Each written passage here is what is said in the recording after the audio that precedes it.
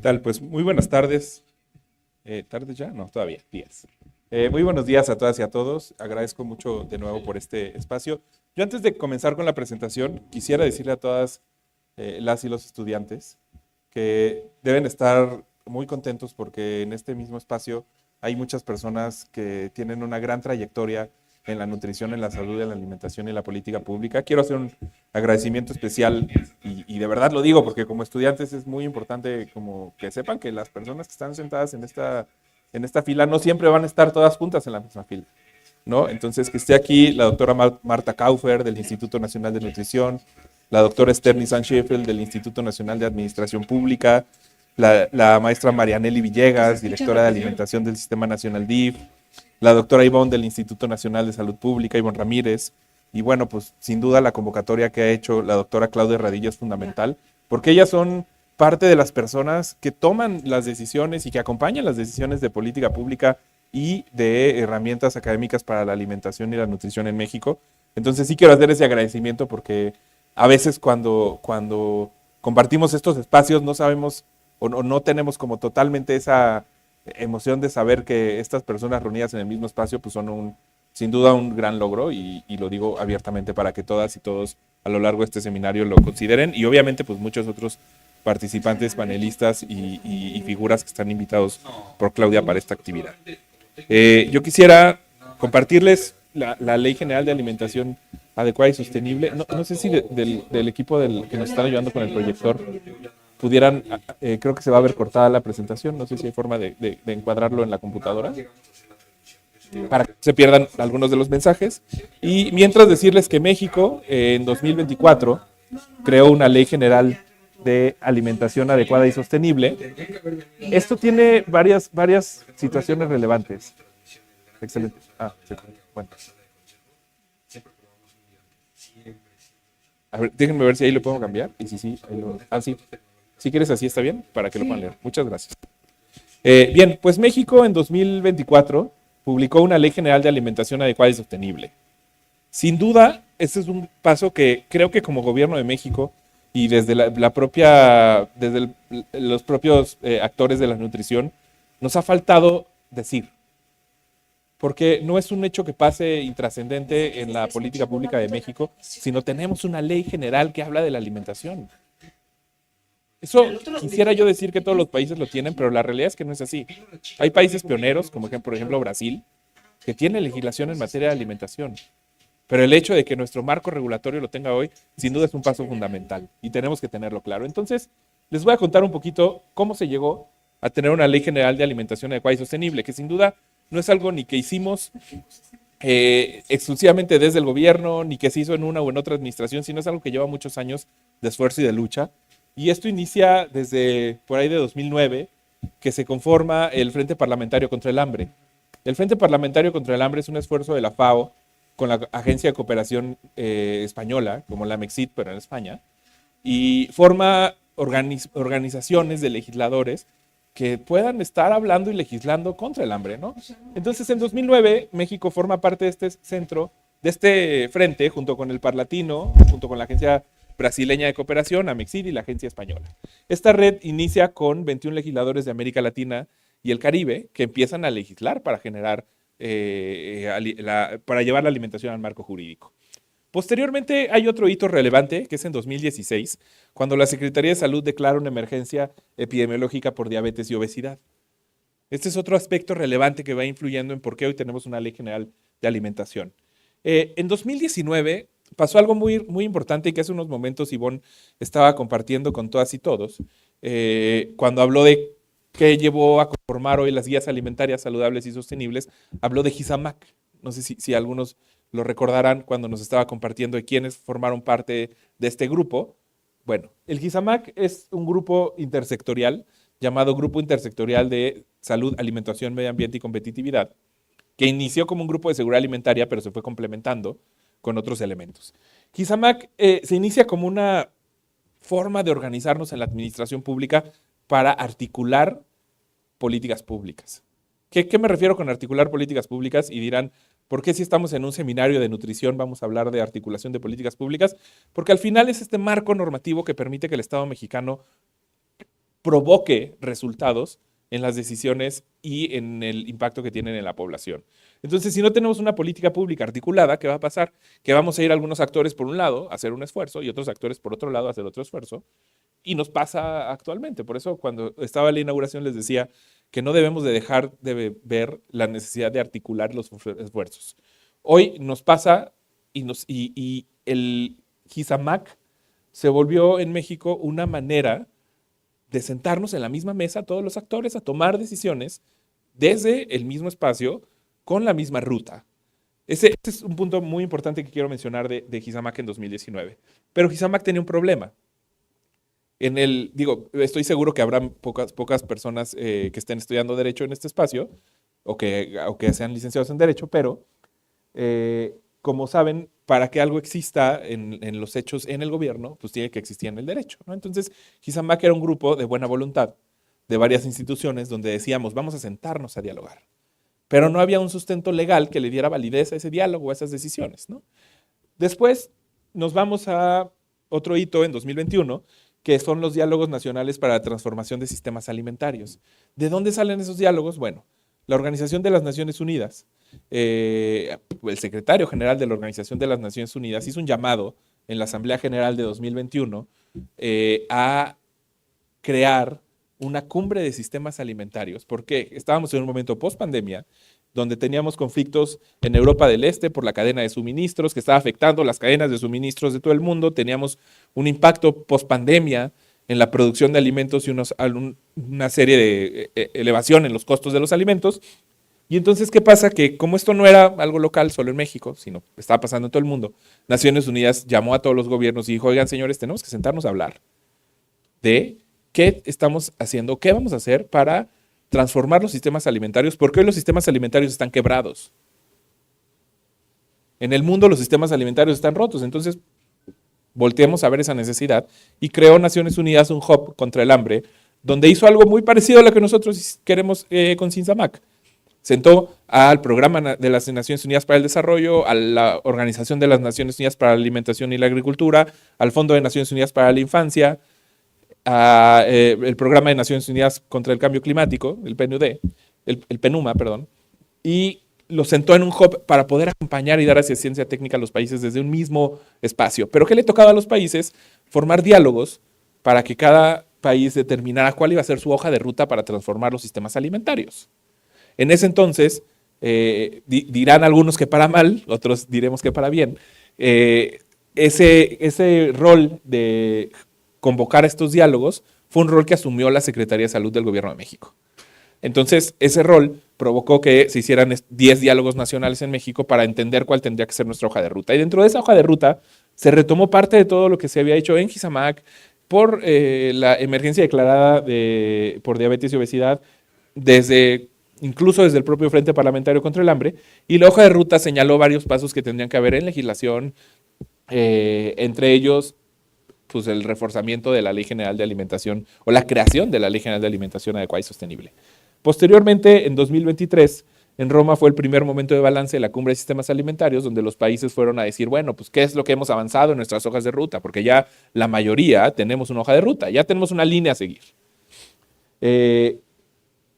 Después de ese informe, en marzo de 2024, pues el Gobierno de México, la Cámara de Diputados, aprobó la Ley General de Alimentación Adecuada y Sostenible, que fue una iniciativa de la Cámara de Senadores, puntualmente de una senadora que en su momento presidió la Cámara, que era la senadora Ana Lilia.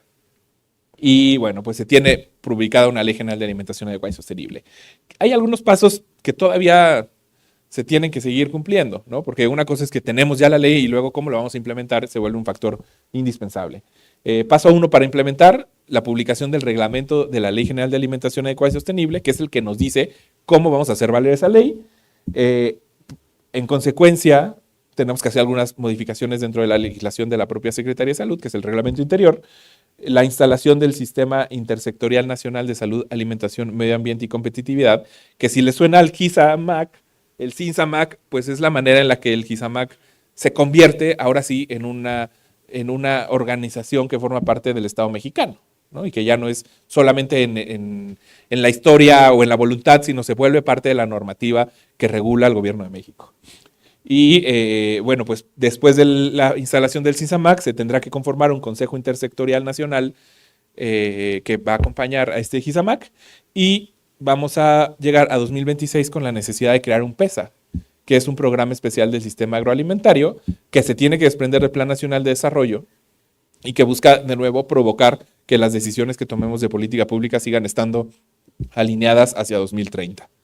Si pasamos a la que... Ah, no, yo le tengo que cambiar, perdón. Bien, entonces, quisiera... A ver, bueno, se queda un poquito en medio. Sí, mil gracias, Esther. Sí, te lo agradezco mucho.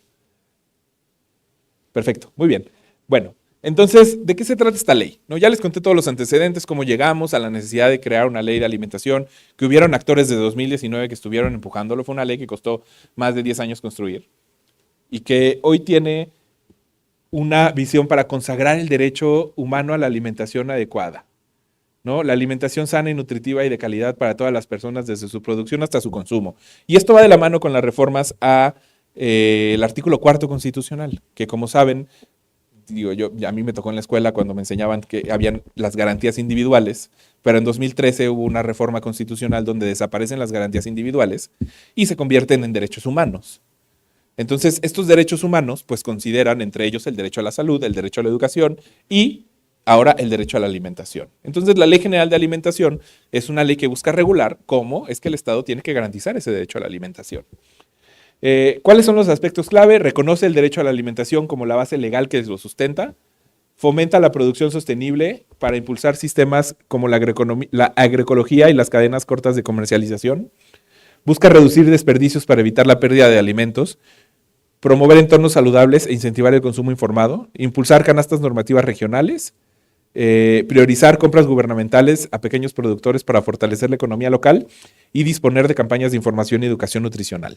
Entonces, si paramos un poco con la presentación que nos hizo Ivonne hace un momento, no sé si alcanzan a percibir que todo está de cierta forma alineado porque tenemos que promover canastas normativas. ¿Qué es esto? Bueno, es la canasta regional que tendría que haber en una entidad federativa en la que se tendrían que basar los patrones de producción. Y en algún momento las guías alimentarias que vimos son, si bien unas guías generales para el país, tendrán que pasar a regionalizarse, ¿no? Y entonces la regionalización de las dietas se relaciona con las canastas normativas regionales, porque tenemos que hacer un proceso de regionalización para poder llegar a tener unas canastas que regulen los procesos de producción de alimentos, por ejemplo. Otro elemento es la reducción del desperdicio. Y lo digo porque al final ustedes como futuras y futuros profesionistas de la nutrición, pues van a tener un gran papel en este proceso porque hoy tenemos reto de las propias instituciones públicas decir a quién le toca reducir el desperdicio de alimentos. Hemos tenido N cantidad de espacios con los jurídicos de todas las secretarías para tratar de ver a quién le toca reducir el desperdicio. Hoy la legislación de México no dice que a fulano o a fulana de tal dependencia le toca reducir el desperdicio. Entonces, nos toca a todos y tenemos que buscar cómo articularlo, pero ustedes después pues van a ser quienes estarán relevándonos y quienes tendrán que dar esta continuidad y seguramente continuar con la implementación de estas disposiciones que tiene la ley. Por ejemplo, ¿no? Lo digo en el caso de desperdicios, que es un reto muy complejo para todas y para todos. Otro es, y lo mencionaba también hace un momento Ivonne, el etiquetado frontal de alimentos, ¿no? Que se vincula con las guías alimentarias y se vincula con la Ley General de Alimentación. Y nos ha faltado, tal vez en este rollo del gobierno, cómo decírselo a la gente, ¿no? Porque sabemos que están los sellos de advertencia. Creo que en los que trabajamos cerca de la nutrición lo tenemos muy claro, pero nos ha faltado tal vez llegar a las personas que están en la calle comprando los productos, ¿no? Digo, hoy son memes los sellos, ¿no? Entonces, no digo que esté mal, digo que bueno al final que se den a conocer, ¿no? Pero creo que tenemos que buscar cómo desde el mundo de la nutrición podemos hacer entender a las personas cuán importante es consumir productos sin sellos y cuán importante es reducir el consumo de ultraprocesados, ¿no? Pero eso es parte de los aspectos clave que tiene la Ley General de Alimentación. Y bueno, voy a pasar a la siguiente, espero que no se mueva mucho. Muy bien, entonces ahora, ¿de qué se trata el sistema que ya tanto les hemos contado, el CINSAMAC, que antes era el GISA o el GISAMAC? Es un sistema que busca articular las decisiones que tomamos desde la administración pública, desde la sociedad civil y desde la academia, con un consejo intersectorial nacional que está conformado por una junta directiva encabezada por la Secretaría de Salud y la Secretaría de Medio Ambiente, un consejo intersectorial nacional donde está la Secretaría de Salud, el IMSS, el ISSSTE, el Sistema Nacional DIF, la Secretaría de Cultura, Medio Ambiente, CEP, Economía, Desarrollo Territorial, Bienestar, Gobernación, Hacienda, la Cancillería, estaba en su momento la Coneval, hoy sería INEGI, y la Secretaría de Ciencia, Tecnología e Innovación, donde todos estos actores tendrán que estar sentados en la misma mesa para poder tomar decisiones en conjunto, como ya se los había contado. Aquí el secretariado técnico, quien ha estado acompañando este proceso hoy es el subsecretario de Políticas de Salud y Bienestar Poblacional, tanto el anterior subsecretario y el actual subsecretario han sido los actores que hoy tienen clave este proceso. Y el Consejo Intersectorial busca conformar comisiones de trabajo. Esas comisiones de trabajo tienen a su cargo conformar una estrategia nacional de alimentación, que es un antecedente para conformar el programa especial del sistema agroalimentario, y formar, por otro lado, comités técnicos, donde sin duda haya un gran acompañamiento de las instituciones académicas para tomar las mejores decisiones basadas en evidencia. Lo interesante aquí es que el Sinsamac se baja a un nivel estatal, donde se conforman consejos intersectoriales estatales. Estos consejos son los actores clave a nivel entidad federativa, que tendrán que tener también su propia estructura de trabajo, y bueno, consejos intersectoriales municipales y de las alcaldías, donde estarán conformados comités de alimentación formados por la población, para darle este poder a la población de tomar decisiones sobre los patrones de alimentación que les impactan. ¿Qué nos lleva a esto? Estamos hoy, y ha sido un proceso bastante largo y complejo, logrando tener un reglamento general de esta ley, pero un reglamento de esta ley general que nos permita ordenar cómo vamos a lograr todas estas metas. Entonces hemos tenido prácticamente un año, más de un año y medio de trabajo con todas las instituciones, con la sociedad civil y con la academia para llegar a un consenso que ha sido muy complejo, pero tener un consenso de hacia dónde vamos a implementar la Ley General de Alimentación. ¿Qué habla hoy el reglamento? Habla de promoción y consumo de alimentos adecuados, derecho a la información nutricional, abastecimiento y distribución de alimentos, reservas estratégicas y producción alimentaria, le da vida al Sinsamac, y habla de participación social y transparencia, y bueno, cómo vamos a responder ante emergencias alimentarias, que sin duda es un tema también muy relevante que tiene que estar alineado a la protección social adaptativa, pero bueno, esa es otra plática también muy, muy interesante. Entonces, quisiera yo decirles que todo esto lo hemos alineado con el Programa Sectorial de Salud. Como saben, el Plan Nacional de Desarrollo, que guía a toda la Administración Pública Federal, tiene diferentes bracitos, ¿no? El bracito de salud, el bracito de agricultura, el bracito de educación. Y en el Programa Sectorial de Salud hemos generado pues específicamente 5 metas que hablan de la implementación del Sinsamac, la implementación de la ley, la implementación de las guías alimentarias y bueno, estrategias que nos estarán ayudando a lograr este objetivo, porque al final como servidoras y servidores públicos tenemos que rendir cuentas y estas cuentas las tendremos que rendir con base en la Planeación Nacional para el Desarrollo. Creo que no puedo bajar. Bueno. ¿Se trabó? Ya. Muy bien, pues esta lámina lo que muestra es la ruta en la que nos encontramos hoy. ¿Y por qué desde este aspecto? Porque al final estamos trabajando a marchas forzadas para lograr publicar el reglamento de la ley, reformar el reglamento de la Secretaría de Salud, instalar el Sinsamac, instalar el Consejo Intersectorial Nacional, instalar las comisiones de trabajo del Consejo Intersectorial Nacional, elaborar y aprobar la Estrategia Nacional de Alimentación y elaborar y aprobar el Programa Especial del Sistema Agroalimentario. Pero afortunadamente, nuestros colegas de la Secretaría de Hacienda ya pusieron un límite y todo eso tendrá que pasar antes del 1 de septiembre de 2026 porque el programa especial debe ser parte de los programas derivados del Plan Nacional de Desarrollo. Entonces, yo con esto termino y tal vez es un tema un poquito más Pareciera más jurídico que nutricional, pero no es así, porque al final necesitamos tener las estructuras en la norma que nos permitan potenciar y soportar las decisiones que hemos tomado. Hoy tomamos una decisión muy valiosa desde el gobierno con el Instituto Nacional de Salud Pública y con el grupo técnico que conformó este instituto, en el caso de las guías alimentarias, y es que por primera vez las guías alimentarias van para publicarse en el Diario Oficial de la Federación. Porque nos decía hace un momento, y bueno, oye, las guías tienen que impactar en las normas, tienen que impactar en la política pública. Entonces, ¿qué tenemos que hacer? Darles esa visibilidad y ese soporte jurídico para que entonces impacten en todas esas herramientas. Y hoy, pues estamos prácticamente, el secretario de Salud está a punto de firmar la publicación, ayer la firmó el subsecretario, y bueno, pues con eso tendremos unas guías alimentarias por primera vez en México, publicadas en el Diario Oficial de la Federación para que tengan efectos generales y entonces puedan ser una herramienta que vincule a las políticas públicas. Y bueno, pues este es el marco que les quería compartir. Le mando también un abrazo a Claudia Radilla, que hoy no está aquí, pero sin duda pues es un actor clave para todos estos espacios y pues es cuanto de mi parte. Muchas gracias.